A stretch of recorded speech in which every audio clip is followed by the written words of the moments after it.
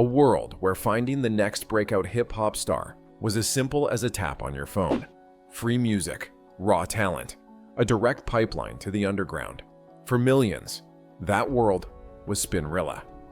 This was an app that, believe it or not, racked up over 10 million Android downloads and earned the title, the 800-pounds gorilla of free hip-hop mixtapes. Then, almost overnight, it just vanished. So how did the undisputed champ of mobile mixtapes go from a cultural sensation to a $50 million story? So let's talk about Spinrilla. If you were a hip-hop fan back in the mid-2010s, there's a good chance Spinrilla was your go-to spot. It wasn't merely an app. It felt like a movement. It was this mobile-first sanctuary that totally changed how we found new artists and listened to mixtapes. You know, the lifeblood of hip-hop culture. Jeffrey Dillon Copeland, who had just left Georgia State University, founded it in 2013. Spinrilla came from a pretty straightforward idea: make mixtapes easy to get on your phone. This was a time when digital music was still figuring itself out. Sure, platforms like SoundCloud were around, covering a lot of ground, and Spotify was all about the mainstream hits. But Spinrilla, they found a very specific, very eager audience: free hip-hop mixtapes, with a real focus on the artists just starting to bubble. The ascent of the mixtape king. Back in the early 2000s, you had pioneers like DatPiff, which kicked off in 2005. They started the shift of mixtapes from actual CDs sold on street corners to online platforms. But Spinrilla's stroke of genius. It was built for mobile from day one. Copeland just got that the future of music, especially for younger crowds, was right there in their pockets. Spinrilla wasn't just another music app. It became a cultural hub. They were about calling themselves the 800-pounds gorilla of free hip-hop mixtapes. And honestly, the name stuck. While other platforms tried to be everything to everyone, Spinrilla was all hip-hop. No apologies. Their own team even said something like, if you use SoundCloud, you might be on there for podcasts or other types of music. If you're going to Spotify, you're looking for mainstream music, you don't go to Spotify looking for emerging artists. Spinrilla was where you went to hear the raw, unfiltered sound of tomorrow's stars. And the platform just blew up, mostly through word of mouth. It gathered this huge following.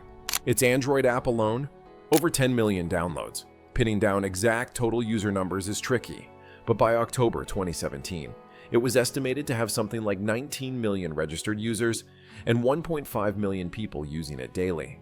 They had around 195,000 followers on Twitter and a similar number on Facebook. Over on the Apple App Store, it had 342,000 reviews. That tells you something about how engaged people were. On Google Play, it had over 93,000 reviews. This growth was organic too. The platform reportedly made money through ads and never even raised outside funding.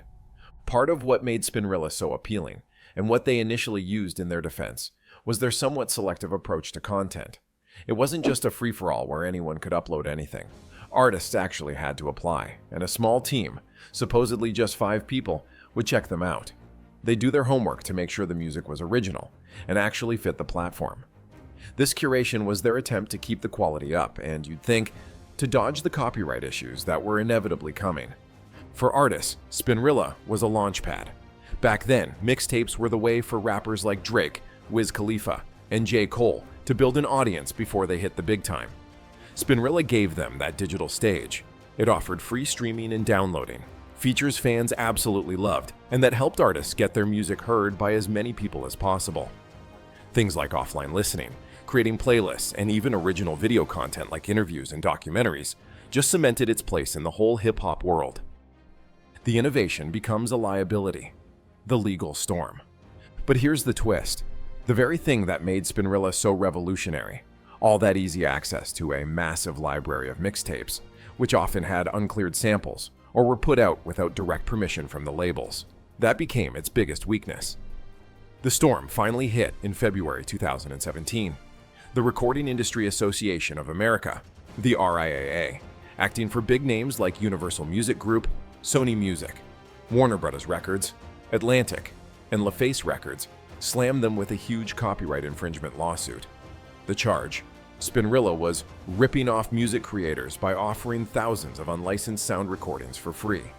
The RIAA said a substantial amount of content uploaded to the Spinrilla website and apps belonged to their record companies, and that Spinrilla knowingly contributed to, profited from, and induced the widespread infringement. Spinrilla tried to fight back on a few fronts. Founder Jeffrey Copeland said they'd been working with record companies for years to take down unauthorized music. They pointed out they were using a content recognition service called Audible Magic, which the labels themselves had actually recommended, to flag copyrighted stuff. They claimed they removed content whenever they were told to, over 400 times, according to one claim early in the lawsuit. They even argued that sometimes labels had asked Spinrilla to promote their artists' mixtapes, some of which later showed up in the lawsuit. And crucially, Spinrilla tried to use the Safe Harbor Clause of the Digital Millennium Copyright Act, DMCA. That's a rule meant to protect online services from being liable for copyright violations by their users. But that defense started to fall apart. In a really important ruling in December 2020, U.S. District Court Judge Amy Totenberg found Spinrilla liable for direct copyright infringement. The court pinpointed 4,082 copyrighted songs that had been streamed at least once through Spinrilla. This wasn't just a case of a few accidental uploads. This was looking systemic.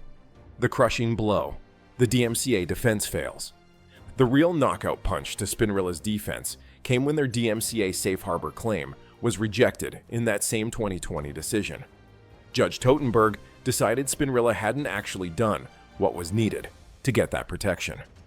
A major issue? Spinrilla didn't put a solid policy in place for terminating repeat infringers until July 2017. That's 5 months after the lawsuit was filed. They also messed up by not registering a designated DMCA agent with the U.S. Copyright Office, the official person to send copyright complaints to, until after they got served with the lawsuit. These weren't just small mistakes, they were basic requirements to even qualify for DMCA protection. The court pointed out that even after the lawsuit started, and takedown notices were sent identifying specific user accounts that kept uploading infringing material, many of those accounts stayed active. There was even evidence that Copeland himself had sometimes told users how to tweak tracks to get around the Audible Magic filter. So the argument that Spinrilla was just a passive platform for user uploads, it didn't fly. The court found that by creating an interactive internet player that streams copyrighted content, Spinrilla had infringed on the label's exclusive right to publicly perform their recordings. The legal fight dragged on, but that 2020 ruling really put Spinrilla in a tough spot. They were looking at a trial where the potential damages for those 4,082 infringements could have been enormous.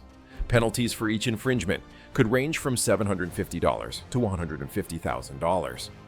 That meant they could have been on the hook for over $600 million if the infringements were found to be willful. This whole legal maze is pretty complicated, right? It brings up so many questions about copyright in our digital world. What do you think about the RIAA's position versus platforms like Spinrilla? Let me know your thoughts in the comments below. I'm genuinely interested to hear different viewpoints.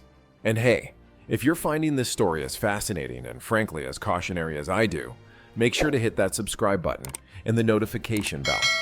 That way, you won't miss our dives into other cultural phenomena. The inevitable fall, and a $50 million price tag. Instead of risking a trial that could have absolutely bankrupted them, Spinrilla and Copeland decided to submit an offer of judgment. In May 2023, the final decision came down. And the terms? They were brutal. Spinrilla and Jeffrey Copeland were ordered to pay a massive $50 million in damages to the record companies. The platform was given just 5 days to shut down all its services, permanently. The Spinrilla domain name? That had to be handed over to the music companies, though they agreed not to use it. Perhaps the most chilling part for anyone thinking of similar ventures, the ruling banned all Spinrilla employees, and anyone who worked in active concert or participation with it, from ever operating a service that is substantively similar to the Spinrilla service. This was it. The end. The list of plaintiffs in that final judgment read like a who's who of the music industry. Warner Music Group's Atlantic and Elektra Records, Sony Music Entertainment's LaFace, Arista, Zomba, and Sony Music US Latin, Universal Music Group's Bad Boy Records and Capitol Records, and even Roc-A-Fella Records. 800 Pounds Gorilla had well and truly been taken down. The aftermath and Spinrilla's legacy. The shutdown of Spinrilla definitely sent waves through the hip-hop community. For so many independent artists, it meant losing a crucial promotional tool, a direct connection to millions of potential fans.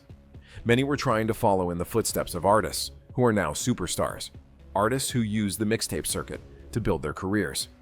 Spinrilla had made access more democratic, and when it disappeared, it left a real gap. For mixtape culture itself, it was another sign that things were changing.